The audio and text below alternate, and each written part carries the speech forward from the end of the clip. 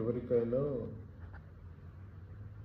Life and death ఉన్నట్టు మన బాడీలో కూడా బ్లడ్లో ఉండే అన్ని సెల్స్కి కూడా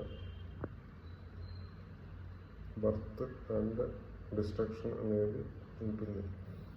నార్మల్గా బ్లడ్ కానీ బ్లడ్కి సంబంధించిన సెల్స్ కానీ మన బాడీలో బోన్ మ్యారో అనే ప్లేస్లో పుడతాయి. ఈ బోన్ మ్యారో అనేది లాంగ్ బోన్స్ యొక్క మధ్యలో tibia, femur, humerus, radius and pelvic బోన్స్లో అండ్ వర్టిబ్రాలో అండ్ స్కల్ బోన్స్లో ఈ బోన్ మ్యారో అనేది ఉంటుంది.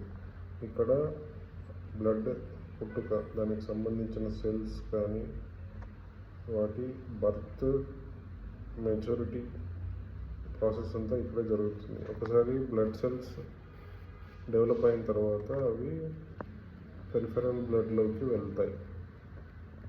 బ్లడ్లో కూడా వాటి లైఫ్ స్పాన్ ఉంటుంది. ప్రతి ఒక్క సెల్కి ఒక లైఫ్ స్పాన్ ఉంటుంది. వాటి లైఫ్ స్పాన్ అయిపోయిన తర్వాత ఆర్బీసీ, డబ్ల్యూబీసీ, ప్లేట్లెట్స్ అన్నీ డిస్ట్రాయ్ అవుతాయి. అవి డిస్ట్రాయ్ అయ్యే ప్లేస్ మన బాడీలో స్ప్లీన్.